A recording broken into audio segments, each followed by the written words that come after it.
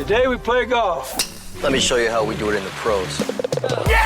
Welcome to Behind the Golf Brand Podcast. I never miss with the 7-iron. A conversation with some of the most interesting innovators and entrepreneurs behind the biggest names in golf. My friends with the golf clubs. I lived on the golf course. I lived on the driving range. From pro talk You should learn something from each and every single round you play in. to fun from on and off the green. Why would you play golf if you don't play it for money? Just let me put the ball in the hole. This is Behind the Golf Brand Podcast with Paul Liberatore. Behind the Golf Brand Podcast is sponsored by On Point, the revolutionary three-dimensional domed golf ball marker. On Point provides alignment recognition as small as a degree of inaccuracy from the planned course of the putt face angle. Endorsed by Jim Furyk, U.S. Open champion and 17-time PGA Tour winner. On Point alignment technology has been proven to increase putting performance and help lower your score. Visit onpointgolf.us and be sure to use code GA10 for a 10% discount. On Point, make more putts. What's up, guys? Paul from Golfers Authority. Welcome to Behind the Golf Brand Podcast. This week, I have a dear friend of mine, my friend Gavin Deere from ShotScope. We have been friends. I don't even know how long. I bet she's been like 2 years, more than that. I bet it's been like 2.5 years, actually. ShotScope, if you guys don't know, they actually have a couple line of products now. But when I first met them, they had their watch out. I think that was V2. Was that V2 watch? Did you guys call it? V2. Yeah. That was V2. And I was like, holy crap, this is cool technology. But actually, here's the story. Here's a story with Gavin. Gavin's a cool guy. He's Scottish. He lives in Scotland. And he's, I don't know, we actually become friends, which is actually cool. So without further ado, welcome to the show. Cheers. Thanks for having me on. Where are you located? Currently, in golf terms, about 30 minutes from St Andrews, 30 minutes from Carnoustie, just outside a town called Perth, which is up the road from Glen Eagles. So you're like in the triangle? Are you in the Bermuda Triangle of golf? Nah, not quite. I mean, I'm east centre of Scotland. So I know where you live because I found it the other day. I was just telling him that. He's probably all creeped out. But I was like, oh, it's really cool because it's so different. Where you live and where I live is like completely different worlds, you know? And it's beautiful there. I think I love to live there. You know, everything here is like planned. You know what I mean? Like when people settle the West Coast or the West, like planned communities, everything's in a square, you know? And there it's like, we're going to build a neighborhood in the middle of a farm area, you know? Yeah. Well, I suppose it's cool. Older to an extent, you know? A little bit. Yeah. So yeah, it's all different. I mean, we're the little village where we're at is called Scone, and it's famous for a place called Scone Palace, which was where they used to crown kings of Scotland, sort of hundreds of years ago. Like Robert the Bruce. Yeah, and there's a stone there, and that stone is where the kings would be crowned on. That's cool. And so I'll go there in a second. That's cool. So you're looking at like the history of the place is obscene. That's so cool. So yeah, no, it's cool, and obviously a lot of good golf courses. So I love Braveheart. So I love Braveheart so much that I wore my grandfather. I was telling you last time we talked. Like my grandfather was Scottish, and so like we had a family tartan, and so I actually remember wearing that to prom because I probably get made fun of about this now. I shouldn't even tell the story, but that's like when Braveheart came out, right? That's when my senior prom. And I was like, I don't care. It's the coolest movie of all time. And I looked good. I was skinny and I was in shape. So I don't know. I should send that picture to you and be like, thinking of you, it's okay. Gavin. Love Paul. I don't need that picture in my life. That's fine. The first time I ever talked to Gavin, I'll tell you how I found Gavin, right? I found ShotScope. I think I'm just searching something. Or I was doing a review. This is like 3 years ago. And I never told you this. You're thinking I'm retarded. So I sent an email and to ShotScope, and it went to Gavin. But I thought it was going to be like Gavin in customer service, right? No, it was Gavin, the chief marketing officer, right? I didn't know that. But then the way his name is Gavin Deer. But then I thought his name was Gavinder, right? And I'm like, oh, he's from India. And the first time I talked to him, he's a Scottish guy. And I was like, it blew my mind. I was like, wait a minute, this guy's not Scottish. Really? Because I thought he was like, swear to God, right? Because his email is like, I'm not going to tell you his email is, but it's his first and last name, shocker, right? So it looks like Gavinder, but it's not. So I never told you that. That was the first time. But then we ended up talking, right? We didn't even know each other. How long did we talk that first time? Yeah, a couple of hours. Right. Like for reals. It was just like, and we started talking strategy, and he started helping me with my Facebook ads. He's like, oh, let's just log in and check your Facebook ads. I was like trying to learn Facebook. Like, that's how cool this guy is, right? So I love this guy. And we became friends ever since. So tell me about ShotScope. Like, how long have you been there? So the company, I think we've been going 6 years now. Oh, really? I've been there for 5.5. It's like literally when they started. Yeah. And we are best known for performance tracking, but we also do GPS-only devices, laser rangefinders. But, our sort of bread is performance tracking and how we allow the golfer to come in, understand their game, and then the aim is to get them to improve, really. Let's go back in a thing called Time Machine. So did you play high school golf or whatever you guys call it there? We don't have high school golf here. You have what do you have? We have sort of club golf. So I played club golf, county golf. I then went across to America, played college golf. Did you really? I didn't know that. Yeah. Oh, tell me about where'd you play golf at? What college? Lynn University in Boca Raton, Florida. Oh, that's nice. Yeah. The Scottish kid coming to Boca Raton. There were a couple of Scottish kids. Different lifestyle. Really enjoyed it. How long were you there for? All 4 years? Yeah, 4 years. Is that division what, like 3? Division 2. Okay. So we were top ranked Division 2 our last 2 years. It's because you were on the team. No, give us Stuart. We had. I didn't know you were this good. I thought you were just like me, like okay. No, we had 5 strong players. I then finished college, came back, played amateur golf, played for Scotland, played Walker Cup in 2009.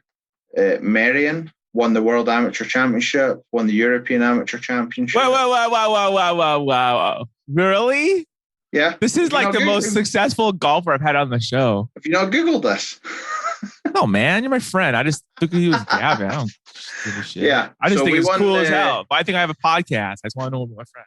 Yeah. So we won I was part of the 3-man team that won the World Amateur Championship in 2008 down in Australia. So we beat I think we were 11 shots ahead of the US team. Who was on that the US was team? Billy Horschel, Fowler, Jamie Lovemark. Seriously? Yeah. Played 09 Walker Cup. I got up to about 10th in the world for amateur golf. And then turned pro, played for sort of 4.5 years. Challenge Tour, which is like the Corn Ferry Tour. In England and Scotland? Well, all across Europe. Oh, that's cool. Played in Colombia, played in Kenya, played in Kazakhstan, everywhere. Did you see Borat while you were there? No. Actually, I gotta say, Kazakhstan is a lovely place, by the way. Is it? Yeah, really nice. So, yeah, just played.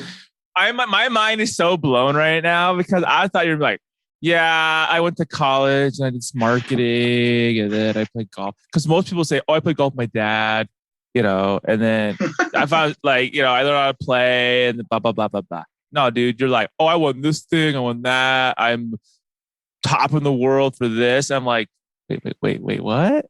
Yeah. Dude, I know you're that good. All right, so why'd you stop playing? Did you get burned out? Or did you get hurt? I would just make what I spent, You were just not going anywhere. So I got to the stage where I thought, you know what, young enough to go and do something else, and ended up wanting to get out of golf. And then through one thing or another, ended up, at ShotScope and back in golf. It's so damn funny because he's like, did you just like Google me before you talk to me? And I'm like, no, why would I do that? This is about the second or third podcast I've done where the guy, one of the guys, Chris McEwen, actually, I think you know Chris. Yeah. He was like, all right, okay, so, what's your handicap? Yeah, what is your handicap? And now it's, with the new system, it's 0, scratch. But I used to be off +5. dude. See, So yeah. but you could tell though. I don't care. Like I'm happy to hear this because I'm like I like you that much. I'm like, oh, it's so freaking cool because I like you for who you are. I was, you know what I mean? Like you can take people on the show and be like, oh, I'm gonna kiss your ass. I would never do that. I just want to be like, tell me about you. That's awesome. So wow, holy crap, this is different life. So how many years was that of you like dealing with like not dealing with it, but like doing all that? Like 10? Not including high Well, school. I went to college in 2002, and then I quit playing professionally in 2013. Why did you just do amateur? Because you never made the cut? Is that why? Because you were doing so well, it sounded like. So I played amateur golf up until 2009, turned professional in 2009. Oh, you already did pro, but at that point, you're just like trying to make the money cut, right? Like, yeah, that's a hard life, right? Because you're playing like every weekend. Oh, yeah. You may or may not make any money that week. And is rinse, repeat, right? And the travel. I mean, we were playing. So you got to pay to go there. Oh, yeah. I mean, you're playing all over the world on the Challenge Tour. And yeah, I just, there's only it's a certain probably amount really of guys fun that when can you're make young, it. right? And exciting and whatever. And then at some point you're like, dude, I gotta make some money, Or yeah, I mean, the thing is, you're making money, but you're spending money. You're traveling. It's not cheap to travel, not just the flight, but to stay there and blah blah blah. I was doing 120 flights a year. Oh my god! So and people go, I mean, I do that with my work. It's like, yeah, but you don't pay for it. Your company does, and it's domestic. Like I'm flying to Cincinnati or something. Like you're not flying like Kazakhstan. We're down to Kazakhstan, South Africa, India. Yeah, and it costs a buttload of money, and then you have to stay there, which probably, and then. So yeah, but you know what? Really enjoyed it. Good experience. Yeah. Another world. I wish you lived out here. We could play golf like all the time. You could like be my coach. No, I'm not very good at coaching people. You probably yell at them. No, I can see the issue. I have no idea how to fix it. Is probably the best and kindest way to myself to describe it, if that makes sense. You're like the golf whisperer. You're like it's a different skill set teaching something. You're like, you should just kill yourself because you're like the worst golf I've ever seen. And then like even though you know how to like fix it, you're like, you should play a different sport. Dude, that is so freaking crazy. So who have you played with before that's like still playing? Obviously you named a couple people, right? But played with everybody. McIlroy, Fowler, Horschel. Ben Ann, who's a good golfer now in the PGA Tour. Harmon. Obviously, quite a lot of the European golfers I would have played with. Were you sponsored at all or no? Or yeah. Who sponsored you? Oh, I had sponsors from various companies in Scotland. My golf club that I grew up playing, they did quite a bit of sponsorship for the first couple of years as well. Cool. So yeah, no, I did okay that way. So then you did that till 2013, and then what happened? Like, did you go back to school, or what was your degree in when you were in college? I did marketing, and then I went and did a master's while I was playing golf in information systems, and then it was a case of finished golf. What can you get a job as? I actually ended up on a course, went out to Babson College in Boston for 6 months on a sort of entrepreneurial course. And then during that time, I got chatting with David, who was the kind of coming up with the idea around shot scope, and sort of when I returned from America, started with the company. And at that time, there was 3 of us really. You, David, and who's the third? Somebody in the technical side? Lewis who's our CTO, was the third. And we kind of went from there. Step by step. What year was that? 2015, I think. Right when it started, right?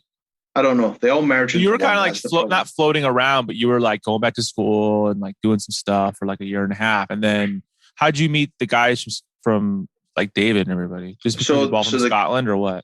No, the course I was on, David was at an event in Edinburgh chatting to some people, and I was actually staying with the person he was chatting's husband, and she said, Kim sort of said, "Oh, you should have a chat with Gavin. He's a golfer, and you're going to need some golf experience in your team." And it kind of started through that way. So That's cool. Bit of fortune, Never know, right? You never know where you're gonna. That's it. That's freaking cool. So then, isn't Jen really good too? Jen on the team? Yeah, Jen. So our marketing executive, Jen Saxton, she's a really good golfer. Plays off +1, +2. She's an amateur really, too, right? Yeah, she's always been amateur. Really competitive. I can see that. Yeah, and wants to have money matches when I'm sort of trying to do other things. but she's pretty dangerous with a golf club. She's a good golfer. So like last year, I finally got to meet Gavin, and they didn't have ShotScope. Then this is at the PGA show, and so I've been working with both you and Jen for since the beginning. So I was like, you're pretty much. I was the most excited to meet with you out of all my friends, like everybody. And then I was like, I remember when I saw him, I'll give you a hug, and you're like, what the hell? And I'm like, dude, I was like happy to see you because I was like, I just feel like I know you so well. Obviously, I don't know anything about you because I didn't know you had a second life before that. It was so cool. Like we hung out, and then he's like, it was like he was a drug dealer. We're sitting at this big round table, right? And he comes over and he goes, "You want to see the new watch that's coming out, but no one's seen it?" And I was like, "Oh yeah." And then he opened it up, like he had a jewelry store. He's like, and then this shining light came out, and it was like, he's like, "This is the V3. It hasn't been released. It won't be released for at least another couple more months, and no one knows about it." I was like, "This is gonna change everything." I just knew it. I'm like, "Oh crap!" Because so V2 was there a V1? There was a V1. I don't even see it. I don't have one. Maybe They're pretty rare. It's like an old Swatch watch with a. Yeah, I mean it was proving the technology, but I would say it was like a beta. Yeah. It's like, how else would you do it, right? It's like any V1 of anything. It's not even close to what you want to be, but it's getting it out there. Yeah, exactly. So with V1, so the first thing was the watch, right? That was your first product. Yes. When V1 came out, what year was that? Like 16? I want to say we released it 2017. You would think I would know this. 2017. Yeah. So your research before you talked to me on the show today? Yeah, exactly. I mean, things I should know regardless. So V1 was 2017. V2 was I want to say August or September 2018. Yeah. That's when I started talking to you, right around then. I think. Yeah. And then V3 was, with COVID, it ended up being July 2020. Because you were supposed to release that in March, weren't you, or something? Yes. That was the plan. I remember you telling me that. Like, it's coming in 2 months. I'll send you one once we have them in when we get them. That was the plan. And then we manufacture out in Malaysia. Yeah. And our manufacturing plant was affected. All of Malaysia was locked down for 7 weeks. So, yeah. So V1 comes out. Did V1 have the things for the club too? Yeah, no? So it did all the tracking, but it didn't have a screen. So where did it track at? Where did it go? On an app or something? Yeah, it just went to the app. You uploaded it to the app. So essentially, tell people what ShotScope is, because they're more. It's. I'll give you my opinion after you tell them why I like you guys' product the best. So I mean, V3 it's two products in one. On one side, it's a GPS watch. Will tell you front, middle, back, give you all the hazard distances. And on the other side, while you're playing, it will track you around the golf course. So it will figure out exactly how far you've hit every driver, how close you hit your 7-irons, how long you've hit your putts. And after the round, you can upload all that data in sort of 5 seconds to the app. And then the app provides a suite of information to sort of give you feedback and make sure you're in a position that you can improve your golf. So what I always thought was the coolest thing, right? And he taught me this actually. And I was like, wow, this is V2. I know it's the same thing with V3, but with V2, the differentiator, because they're like, oh, it's another watch. Garmin makes one, everyone makes one. But the key difference outside their technology is you guys create your own data and you guys make your own data, right? Yeah. Now, nobody else does that. He taught me that everybody else buys it from a company, right? Yeah. Like a centralized company that has all the data points on a golf course.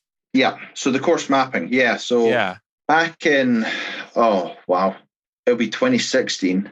We were looking around and it was a case of, if you want distances on golf courses, you're going to have to license it from one of two companies. And we're looking at that going, well, we want to be able to use that information in different ways with performance tracking. So we created our own system. We've had, we started with no courses and we would map our own courses. Like it's near you, right? Yeah. Did you initially license the data for and then took that offline, or no? You just started from scratch. We started from scratch. We did some with V1. We did some funny things. So we were able to, we made the system so that if you went and played on a course that wasn't mapped, it would still track your data, and then we could remap it and reprocess it. And now we've got, I think, 37,000 courses on our database. This is amazing, right? Because you taught me that, like, because Garmin and everybody else, I don't know who else your competitors are, like, they all buy it from the same repository of company, right? Of data, not your personal data, but like data of golf courses. And the problem is what, Gavin, when they do that? Well, if you want, so for a couple of things that happen pretty commonly, your course switches the nines, or your course goes and adds a new green or a bunker. You're going to have to try and get in touch and get them to change the course. And of course, if you're going to a different watch, they don't have direct access to do that. Whereas with us, I mean, you could tell me right now, your course, I can log into the system, change it, hit submit, and it will then come up on the app as an update for a course. So the system's all created, and our support guys, they probably change about 150 courses a week. And that sounds a lot, but actually courses are always making alterations, changing things, adding new tees, really simple stuff. So we keep on top of that, which means, you're always getting reliable information on your watch and timely information on your watch as well. So what's like, because I remember you telling me this, like the numbers, right? So you said that I don't remember from before, like, if you call customer service, right, or whatever, email them and say, hey, my golf course is not correct. They did this, right? Like, they put a new bunker here, or you guys are able to change it how fast? So we'll generally do it within 48 hours now. It's crazy. Before that was the fastest time. He said, he's like, I can do it in 48 hours. That's the best I've ever seen. But sometimes it might take up to a week or something. But now it's like, that was 2 years ago, right? Or 2.5 years ago. It'll pretty much be done within 48 hours and published, then available to update on your watch. That's crazy. So, and again, there's trust on our side that the user's correct and asking for the right information and explaining it. And sometimes, there can be a lag in satellite imagery. So some of the times we'll end up working pretty closely with the users to make sure that our mapping underneath is completely correct. So it can become a little bit of a longer process at times, but what we tend to find is the users are delighted that we're able to do something. And a good example of that is my home course. They added a ditch on the 12th hole, and I went up and I looked at it and thought, well, I'll map this for myself. But we've got about 35 users up there. So all the shot scope guys have got this ditch, which is a problem for your second shot. They've got it correctly mapped, and no other watch providers close. And they don't really give a shit either, because it's one of a billion courses out there that they're not. Exactly. They don't manage the database of information. They're just buying it. So essentially, you're just buying a piece of equipment. That's it, right? Exactly. Like, not the data, And so, that's right. When you guys told me that, I was like, whoa, that's a whole other level, right? Because no one else did that, like, at all. I mean, it's turned into a competitive advantage for us. In the beginning, it was just solving a problem. And so, how many golf courses are on there now? I can check from my daily email. Oh, they actually do that? That's cool. Yeah, we've got a daily email that goes out with number of shots, from the last 24 hours, number of courses. Yeah, 37,301 courses. Are you always adding new courses then? To be honest, it's a little bit of an unknown how many courses there are in the world. There's about, I would suggest, about 38,000. That includes your par 3 courses. So we're maybe a few short in places, but probably not North America, not Europe. We're potentially short of a few courses in South America, and Africa and Asia. But we've been working quite hard on mapping China and Japan lately. Jeez. So it goes up a little bit, but and the other thing is obviously there's new courses that open now and again, and yeah, but it's not as many. Like it's not. That's more about just getting all the courses that people play, right? It's always evolving, right? That's the thing. Because like you're able to get the data. So someone says, "Hey, you guys don't have XYZ course and whatever." You're like, "Okay, cool. We'll go buy the aerial map of it, right?" I remember you telling me that, like the satellite, you get satellite imagery, right, within a couple of days, of a recent satellite imagery, and then you guys can map it all out, right? Yeah, exactly. That's freaking crazy. So that's why I feel like they have something really special. Because, you can go buy a $500 Garmin watch, and yeah, it's fancy, yeah, it's a Garmin, but it's not like Garmin owns that data. It's owned by whoever that. What's the name of the company that owns all that data? You told me. You remember or no? No, I can't remember now. Mainly because we don't use them. You don't care. It's not an issue anymore. So V2 came out in 2018, and that really kind of was like what you really wanted to do, right? Like they were like, okay, cool. Now we have because there was no, wait a minute. The first version wasn't a watch though, right? You said it worked off an app, correct? No, it was a watch. It just didn't have a screen. Oh, so there were no distances. It was just for performance tracking. Oh, I see. And then V2? V2 brought in the screen with the distances. So all of a sudden, you're tapping into this watch market, and the screen was like black and white though, right? Like it was like, that's okay because this is an iteration. It's a new version, right? And it was kind of big. I think a lot of people were not like, that was one of the complaints that people said it was just big, right? I remember some people told me that. It was, it was big. It was bigger, I guess you could say, not big. Well, I mean, the problem is because, to fit the performance tracking technology in, at that time, we needed a really big battery to make it really work. Oh, yeah, that's what you told me that. And so therefore, you ended up with a slightly bigger watch. Now, in a bizarre sense, it was bigger than the competition at that time, but there's been a trend in golf watches recently to go round screen and be bigger anyway. Yeah, because Apple made a big ass phone. So it's a bit different, but yeah, it was bigger. But as you say, it was an iteration to get to a finished. Doesn't matter. Yeah, it's like, okay, cool. We have another iteration of the product, and now we're going to make another iteration of the product, which is even better. So then V3 comes out, and I was like, when I saw V3, I was like, oh crap. So V3 has the color screen, right? It looks like an Apple Watch. I saw it was like, it's an Apple Watch, but it's a golf watch. Like it's sick. And it came in a lot of colors too, right? Like came in like 5 colors or something. It came in 5. We've since dropped purple. Was that why? Because it wasn't as popular? Well, yeah. It sold out. It was the least popular, I would say. Less SKUs. Why do you need a million SKUs? Less SKUs, a little bit less complication. But at the end of the day, when we were sold out of V3, I mean, crikey, got people were buying purple everywhere they could.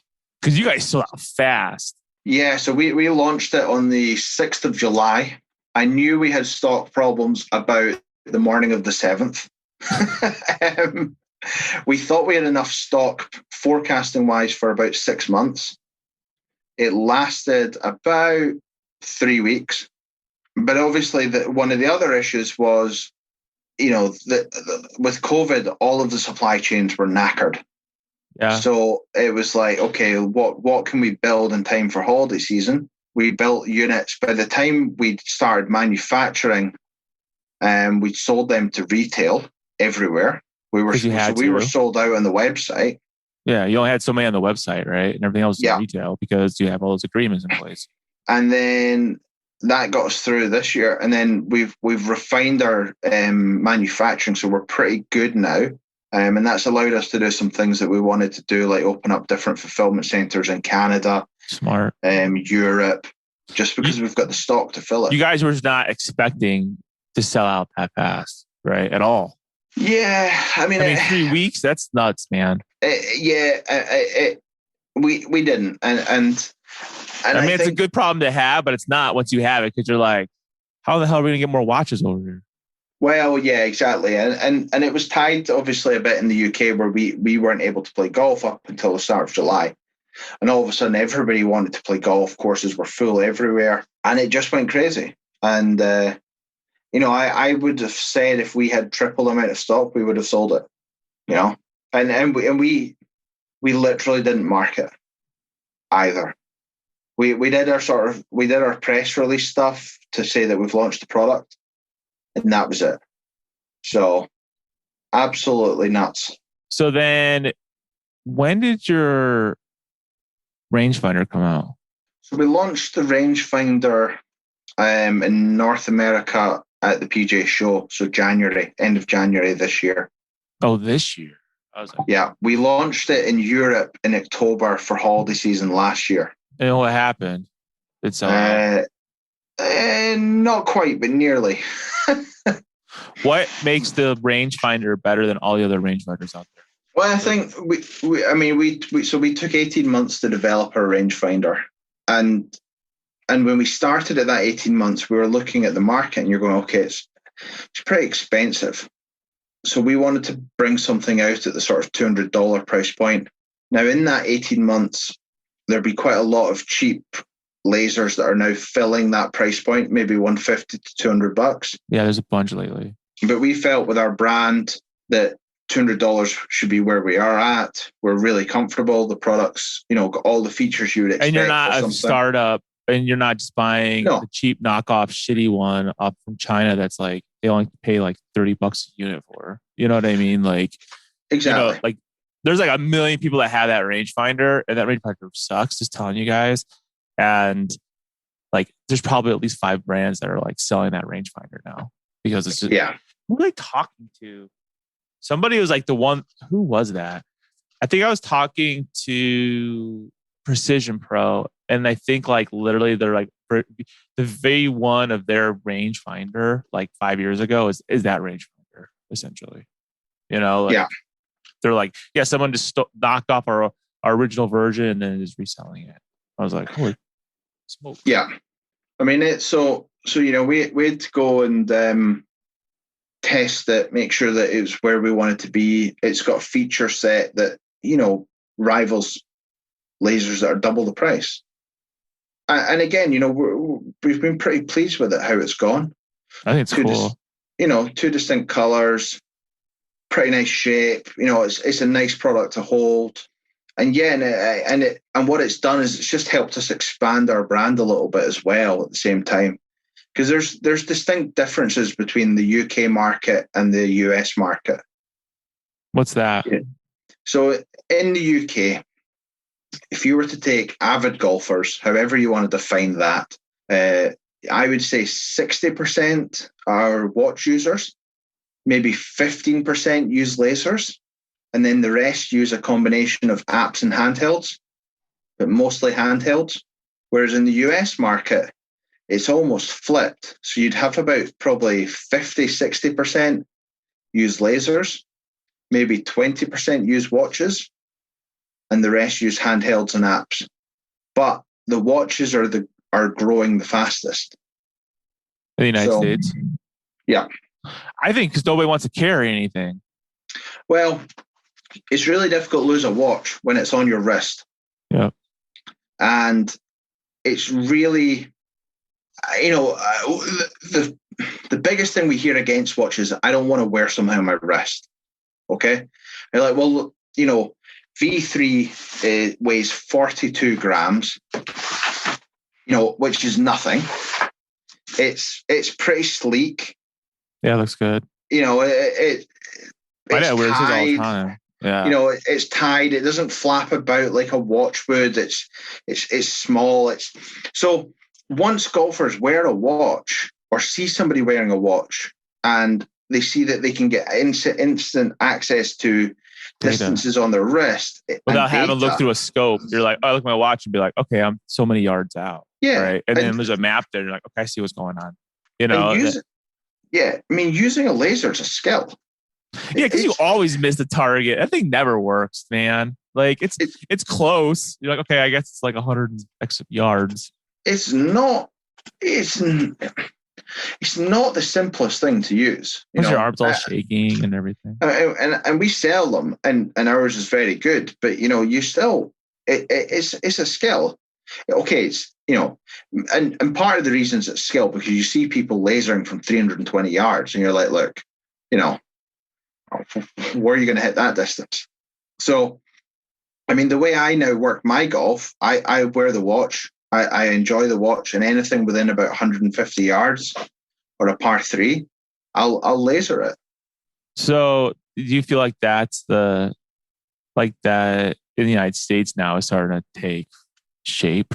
That I don't know what you call it. I think what we'll find in probably the next 2 or 3 years is that watches will probably be the same as lasers. Here's the thing too, what I find interesting. I didn't really think about this between a watch and a laser. Is that it's not easy. It's easy to make a laser, right? Obviously, just buy the cheap version and sell it for more. They come into that market as like a new brand. But if you're going to be coming in, you can't just make a watch, right? I mean, I guess, but then you have to invest somehow money into the back end of the watch, meaning the data, right? And no one's going to go spend a bunch of money on data. Well, I mean, to make a standalone GPS watch compared to a laser, you're right. You can kind of get knockoff lasers that you could get something on the market yourself. But with a watch, you need the course mapping data. Yeah, we're going to get that. You need buy it from that company. You get a licensing agreement. It's going to cost you a lot of freaking money. You need to have, there's certain things. So, with a watch, you need to pass all the tests because you're strapping something to your body. You've got a battery in there. And, it needs to be of a quality that nothing happens to it. But also, you've got a strap. So the strap has to be a certain material because these things have to be pretty hard wearing. They go through quite a lot of force on your wrist. And again, you've always got this thing of people wanting, they want exact distances, same as I would. So we need to add in the extra bunker. So it's, there's a lot more maintenance around the watch as a product from a company standpoint. Whereas the lasers, we've sold a lot of lasers and we don't really hear from the users. They're off using the product, enjoying it, but they don't really need to get in touch with us. So I think it's fascinating, to be honest, because I feel like there's a barrier to entry. And if you don't have the wherewithal to, figure that out and do it, then I don't know. I think it's just special, really. Because a lot of people I'm seeing are buying the cheap knockoff stuff on Alibaba and painting it a different color and then selling it for $200. And you guys, when you guys did yours, you are a well-respected company and you actually made a product that's way better than that. It's not even close to that at the same price point. So it's a no-brainer to use that, Yeah, exactly. And that's a lot of the stuff that we've learned in developing the watches and developing the lasers, making sure that, we want golfers to trust the ShotScope brand, to understand that we build quality products, to also understand that, you're not going to pay $500 for one of our products. We don't expect you or need you to pay that. Do you really think people are going to still buy those $500 rangefinders? I don't know. I don't think so. I would hope not.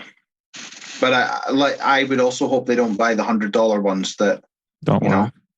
That don't work. So it's something that we spend a lot of time trying to inform the consumer, inform the golfer about, that there's choice here and we're part of that choice, and this is why we're a good choice, and make sure that all our products are up to the quality that we expect. And at the end of the day, if I wasn't prepared to use it, then I'm definitely not going to be selling it. No. The quality has to be there, right? Or it's pointless. Like, don't. Absolutely. And golfers are not stupid. No, You know, like, and nor should they be. It's we talk about even at $200, it's sort of a price point that it's a considered decision. yeah, it's not cheap. You're not just. It's not like I don't know, a pack of golf balls for $10. You're like, I'll try these today, and if I like them, I'll buy more. It's a $200 product that you're going to expect to use for a significant period of time, and for it to work as advertised and to a quality that you expect. So, you guys have other stuff in the works right now, like V4 or like new stuff? There's no V4. There's an exclusive. There won't be a V4. There may be a V something else. We're going to jump a number, I think. That's cool. But no, we're not. So we're not going to be bringing out any watches next year. We've got some other things in the works. You'll probably see them at the PGA Show next year. And really, that's for us. That's casting our net a bit. Our performance tracking. We've nearly done 100 million shots now. We want to get some more products that give golfers different ways of collecting data. It's probably the most cool I'll say on that. It sounds like you guys already come out 2 new products in a year, right? So it's like it's like you're kind of regrouping and come out with something new next year, but this year is more of a different type of year, right? It's a development year. Yeah, we'll yeah, correct. I mean, we released the 2 products last year. We're going to kind of fall into a cycle where we'll release something every year from next year, probably in January time for ahead of the new season. And yeah, it'll become clearer, I think, next year where we're going. So are you excited now that you start playing golf soon, or are you guys still in lockdown over there? No, so we're doing pretty well on vaccinations here. And we're starting to open up. So we had retail open up on Monday, actually, of this week. So we've been back playing golf for about 4 weeks, maybe 5 weeks. So it's gradually opening up. I kind of hope that that's us done. That there's nothing else coming on the horizon lockdown wise. I think part of that's due to the fact that, similar to the US, vaccination rates are pretty good, and that's certainly having an effect. But obviously, Europe is struggling at the moment. Really? I didn't know that. Mainland Europe is having a tough time. I didn't even know that. All we hear about here is India right now. Yeah, yeah. I mean, India's in a really bad way. And they're totally downplaying it, I think. The government. I actually talked to somebody on my team who's in India, and he's like, yeah, they're like saying, oh, it's 200 people a day. He's like, there's no way, dude. It's like 10 times that amount. Yeah. That's scary because that's a big ass country. And then I talked to somebody last night, and they're in Thailand, and they were saying, like, because they say, oh, Thailand's going bad too. And then I asked them, they're like, no, it's not. They're like, our bad here is like 200 cases in one city, Yeah. But like, so. I mean, to be honest, a lot of the Asian countries have had SARS, bird flu, various things over the last 15 years, and are pretty good at locking down quickly and tracing contacts. And that's something that when it hit our shores, we're just not very good at. We don't accept that type of lockdown or what we need to do. And also, the sort of tracing contacts, we're less likely to give contacts or information. And obviously it has a bit of an effect, but we're over in Asia, it's, fast, hard lockdowns, and they can stop it at 200 cases, in a city. And they're not messing around either. No. And to be honest, Australia's followed that method, and Australia's been very successful at it. If you leave Australia, like I was talking to my friend who's in Australia yesterday, I am back and forth. And I'm like, when are you going to come visit me? Because he was supposed to come out last year. And he goes, well, right now, if we leave Australia, we're on lockdown. Like, we have to be at a hotel when we get back for 2 weeks. I was like, oh, that sucks. So that's the same as Scotland just now. If you come back from international travel, you're staying in a hotel for 10 days. So, but they expect that to be lifted probably next month. I might travel out to the US in sort of October time to do some media activity, and then obviously we're aiming to be at the PGA Show next year. So it's been a bit weird, all of that, you know. I know. Hopefully everything is back to normal soon. I think so. I don't know. We watch the golf there. tournaments. There's people actually at it now. You know, so I'm like, well, there's only a couple people there, but at least it's somebody. Yeah, exactly. So, you know, that's quite weird. Soccer over here starting to get some fans return, you know, small quantities, but they are returning. Obviously watching some of the NFL season, they had some fans there. So it's just, you know, it's going to be slow, longer. Man. It's going to be slow. Well, yeah. And, you know, hospitality over here has been decimated. The tourism industry has been decimated. You know, really fortunate to be involved in golf, which is, you know, literally the only sport that was able to be played for a year. Done really well. You know, membership numbers are off the charts. There's waiting lists. You know, tee times are pretty booked, and yeah, you know, it's been really fortunate that it didn't, you know, hasn't affected golf like it's affected other segments and industries. I agree. Well, I just really appreciate all the help you've given us over the last couple of years and our friendship. And I look forward to doing more stuff with you guys. Like I said, these were my buddies. I was like, emailed them. I was like, hey, you be on my show. But you guys need to check out ShotScope. Like they make some really cool stuff. And the price point's like affordable. It's not like out. You have to get the watch. The watch is awesome. Like for reals. And the shot in the rangefinder, actually, we're going to review them. I haven't got reviewed it yet, so I can't give you my opinion, but I'm assuming it's probably going to be awesome. So I just want to say thank you. Where can they find you? Like, where's the best place to find ShotScope? So shotscope.com is the simplest way to go and find us. Obviously, we've got stock in the US. We ship out of Chicago, but we're also on Amazon, and we're in quite a few of the big retailers now as well. So yeah, and what I would say, which I try and say every time we're on a podcast or something, you know, if you have a question, regardless of whether it's about ShotScope or rangefinders or watches, whatever it may be, just send our guys an email and support at shotscope.com. More than happy to hand out advice, give any feedback, answer questions. You know, I know with the performance tracking, there's always a few questions, but trust me, we've answered everything before, so happy to do so. That's cool. Point. And I'm also going to give everybody your cell number so that they want less. Yeah, you can do that. It's switched off in the US times. It's area code 55. No, I'm just kidding. Yeah. That's right.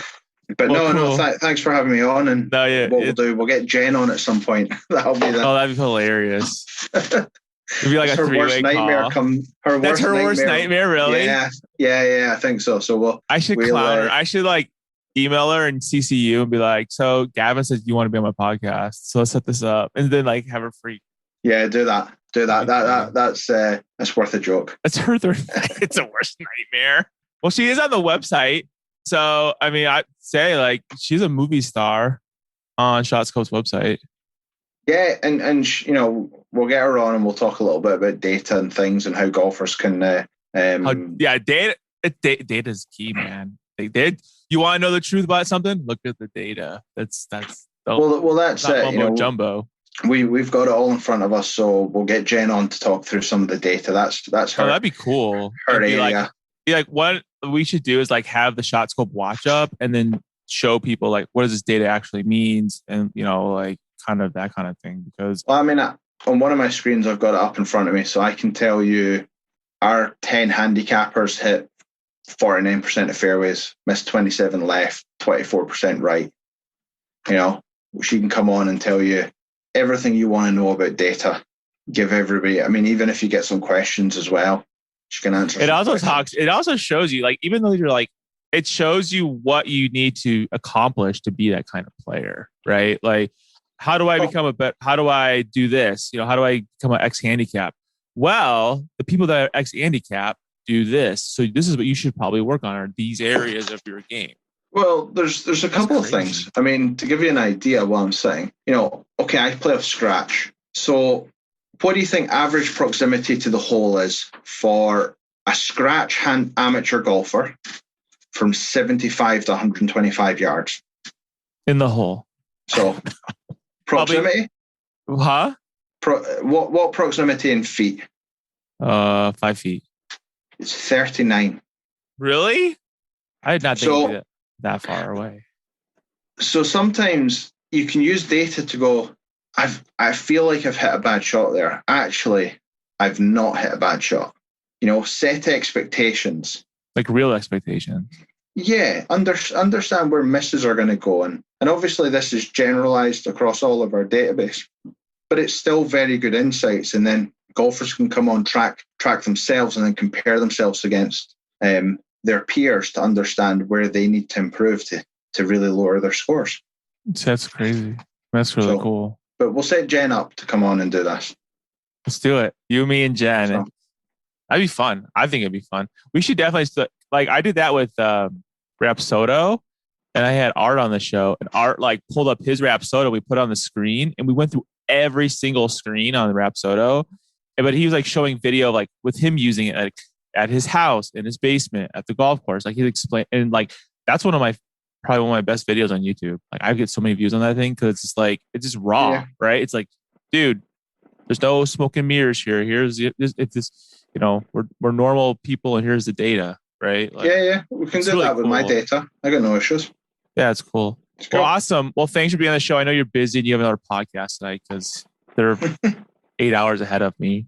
So it's 5 o'clock you're all good or something. But I sent you a package, like I said, so check in the mail if I get in a couple weeks. And we'll talk over email.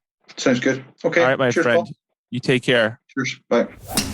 Thanks for listening to another episode of Behind the Golf Brand Podcast. You're going to beat me at golf? Stay connected on and off the show by visiting golfersauthority.com. Don't forget to subscribe, and leave a comment. Golf is always more fun when you win. Stay out of the beach and see you on the green.